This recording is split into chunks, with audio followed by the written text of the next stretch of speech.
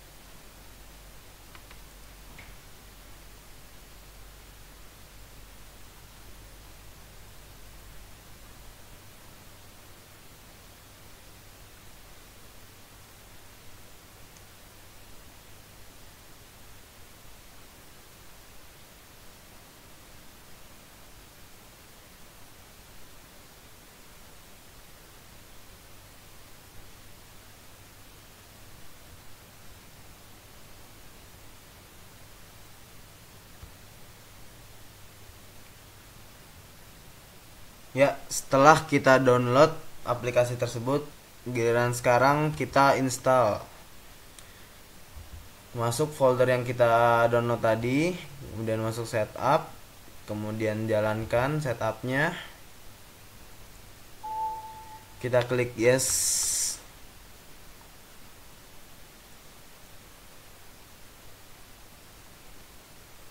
Tunggu sebentar.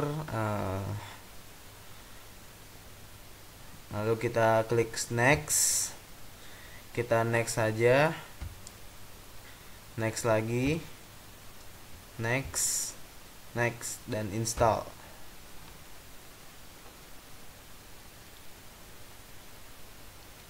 Ya, kita berhasil menginstal ISPT PPH pasal 22. Kita bisa lihat, kita membukanya di local disk C, kemudian program files, kemudian pilih DJP dan PPH pasal 22, kemudian pilih aplikasi ini, kemudian jalankan, klik kanan run as administrator. Kita klik, kita yes. Ya, kita masuk ke aplikasi ISPT PPH pasal 22. Ya, sebelumnya saya juga sudah menyiapkan soal untuk kita masukkan ke dalam ISPT PPH pasal 22. Soalnya itu adalah DJBC. Itu nama perusahaannya. Nama masing-masing menangani kegiatan impor dari berbagai perusahaan di Jakarta. DJBC selama bulan September 2016 menangani kegiatan impor sebagaimana tercantum dalam tabel di bawah berikut ini. Oke, yang pertama ada PTA, CVB, Koperasi C, PTD, Nyonya E, dan terakhir Ibu F. Kemudian ada pula nama-nama barangnya, ada laptop, kedelai, printer, tepung terigu, lampu kristal, dan terakhir buku pelajaran umum. Dan ada pula nilai-nilai impornya dan NPWP-nya juga tertera di sini. Kemudian kita ikuti instruksinya, yaitu inputlah PPH pasal 22 yang dikenakan atas masing-masing transaksi tersebut ke dalam ISPT. Oke, pertama-tama kita akan membuat database DJBT-nya itu sendiri. Caranya yaitu kita ke local disk C, kemudian ke program files, kemudian ke DJP, masuk ke aplikasi PPH pasal 22, kemudian kita pilih database. Ya, di sini ada database dari PPH pasal 22, kita copy. Kemudian kita membuat folder baru. Ya, misalkan kita buat PPH pasal 22. Oke. Kita paste yang tadi kita copy database-nya. Kemudian database ini kita rename. Kita rename menjadi DJBC.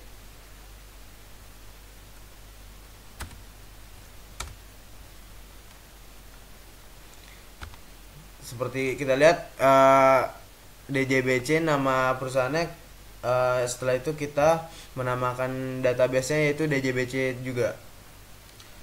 Setelah kita copy database ini, kita langsung setting, kita klik control panel, search ODBC.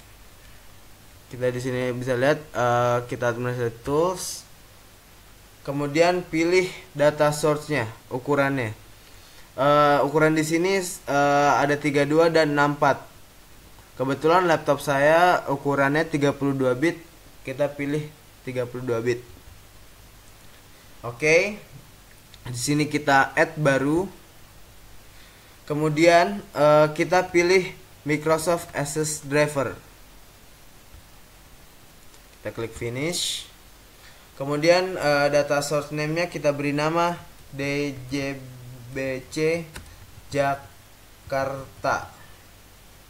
Deskripsinya juga sama, DJBC Jakarta. Kemudian klik select ini, kemudian pilih database yang tadi kita buat.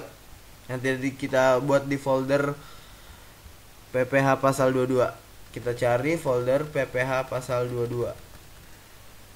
Nah, ini dia. Kita klik di sini, ada DJBC. kemudian kita oke, kemudian kita oke lagi.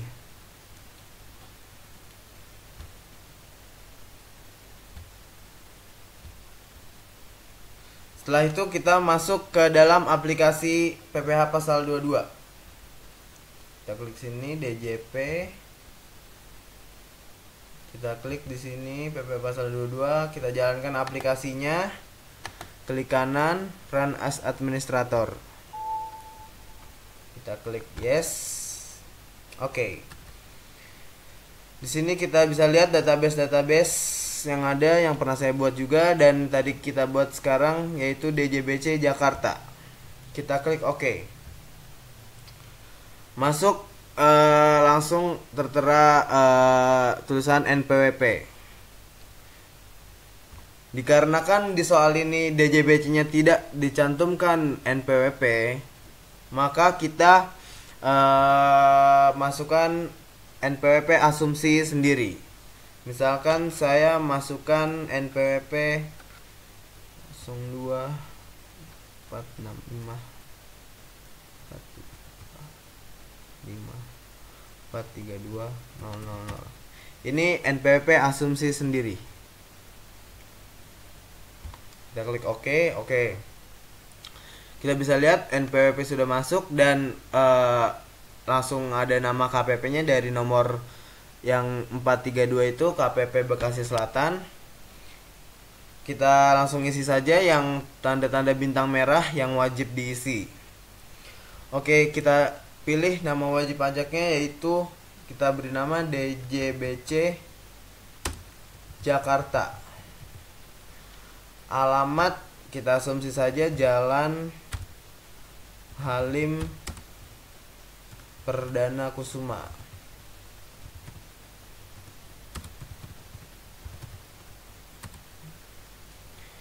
Kemudian kota Jakarta. Kemudian kode pos kita asumsi sendiri 234. Nah, di sini juga ada penandatangan SPT. Berhubung juga di soal ini tidak ada penanda tangannya, tidak ada nama penanda tangan, kita masukkan asumsi sendiri. NPWP tersebut saya masukkan, yaitu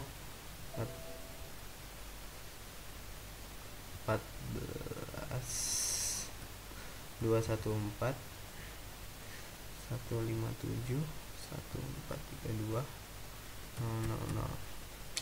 Kemudian kita isi namanya asumsi sendiri, yaitu Diki Maulana.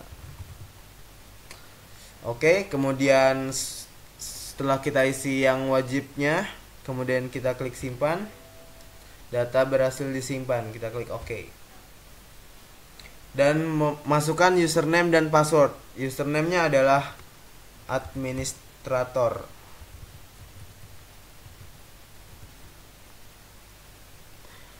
Kemudian passwordnya adalah 123. Kita klik OK. Ya, kita sudah masuk. Kemudian selanjutnya kita pilih klik program. Kita buat SPT baru karena kita transaksinya baru. Kita pilih masa pajaknya, yaitu di soal itu masa ininya bulan September. Masa pajaknya kita pilih bulan September tahun 2016. Oke, kita klik buat. Ya, kita berhasil membuat. Nah, kita bisa lihat di sini, kita lihat SPT PPH, kita klik. Di sini ada bukti pungut PPH atas impor oleh Direktorat Jenderal Bea dan Cukai. Kemudian ada bukti pungut PPH pasal 22, ada macam-macam. Yang pertama untuk industri eksportir tertentu. Kemudian industri atau importir BBM gas dan pelumas. Kemudian atas pembelian barang oleh badan tertentu yang ditunjuk. Oke, kali ini kita masukkan transaksi-transaksi yang ada di soal tersebut. Bisa lihat yang pertama itu PTA, nama barangnya laptop dengan nilai impor 150 juta. Kemudian kita masukkan transaksi tersebut ke bukti pungut PPh atas impor oleh Direktorat Jenderal Bea dan Cukai. Karena di sini soalnya tertera oleh DJBC, yaitu Direktorat Jenderal Bea dan Cukai. Oke, kita klik di sini. Kita masukkan NPWP-nya. Kita kopas saja dari soal PPPTA.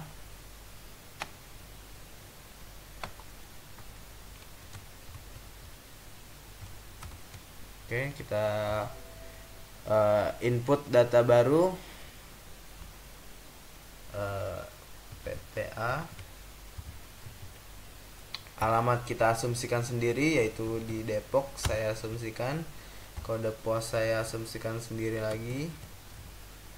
Nomor telepon juga.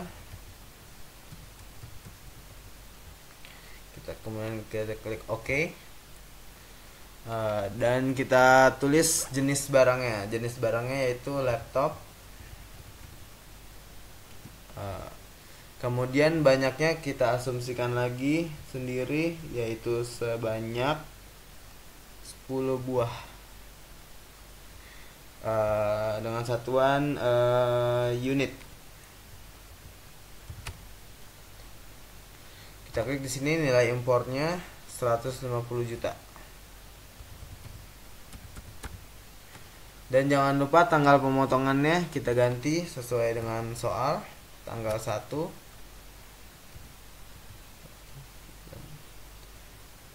September 2016. Oke, kemudian kita mengisi nilai-nilainya. Yang pertama kita asumsikan di sini dikenakan PPN dari nilai impor tersebut. Kita tulis di sini 150 juta. Kita asumsikan dikenakan PPN. Oke, di sini langsung ke input, bisa dilihat. Kemudian kita masukkan ke daftar tulisan ini PPh atas impor dengan angka pengenalan impor, yaitu API. Tertulis di sini 150 juta.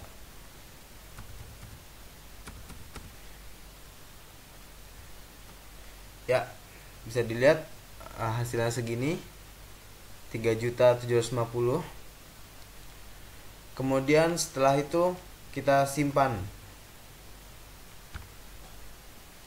Kita klik yes.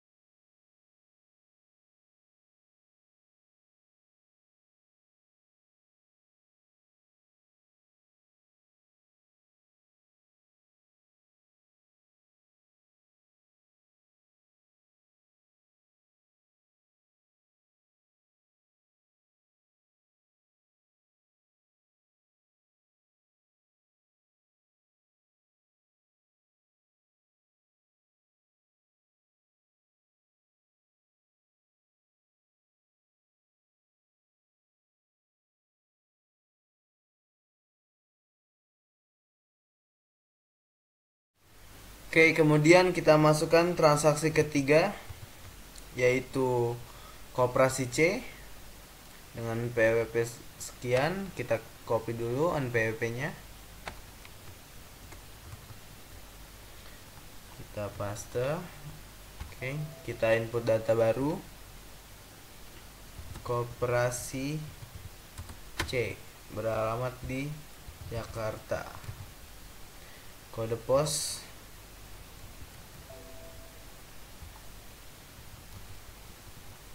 masih dengan asumsi sendiri dikarenakan soal tidak dicantumkan. Kita lihat nilai impornya 150 juta, jenis barangnya printer. Kita lihat jenis barangnya, kita ganti printer. Kita lihat banyaknya, yaitu kita asumsikan sebanyak 20, satuannya yaitu unit, dengan nilai impor 150 juta. Oke, tanggalnya diganti sesuai tanggal di soal, tanggal 13/9.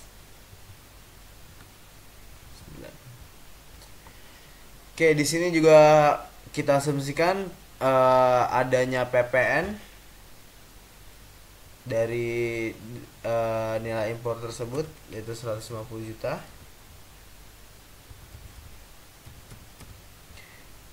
Kemudian printer juga masuk ke dalam golongan API. Kita masukkan ke dalam kolom API.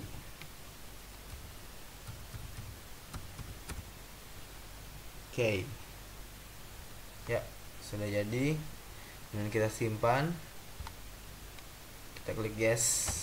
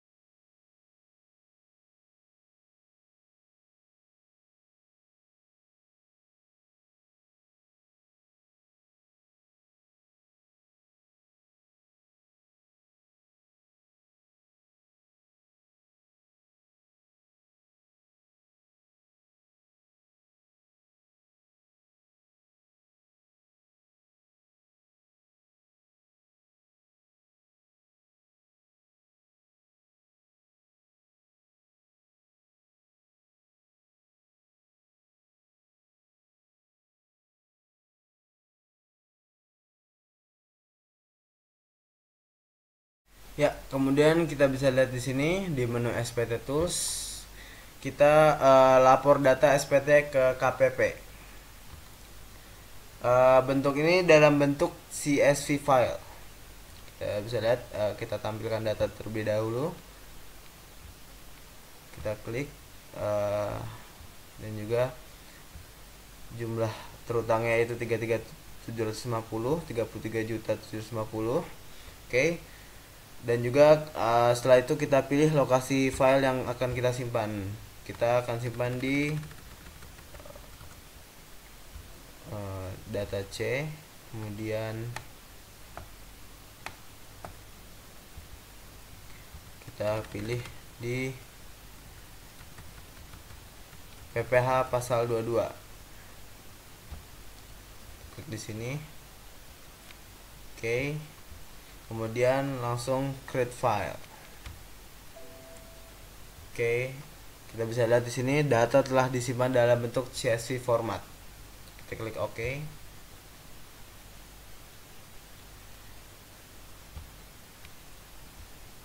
Dan kita bisa lihat di sini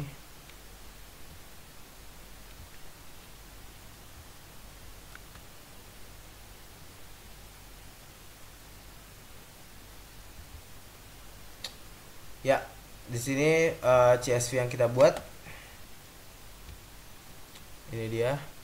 Dan jangan pernah mengubah angka-angka di dalam sini karena akan membuat data error dan sebagainya. Oke.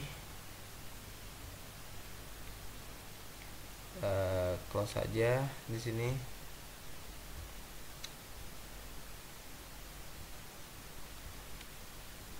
Oke, sekian tutorial dari saya. Mohon maaf bila ada kesalahan. Ya, sekian, terima kasih.